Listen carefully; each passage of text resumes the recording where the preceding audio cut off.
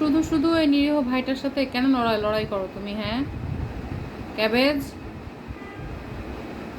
Carrot কত softly ম্যাও করে, আর তুমি সারাক্ষণ মারপিট করতে থাকো। আরে দেখছো কত মিষ্টি করে ম্যাও করছে।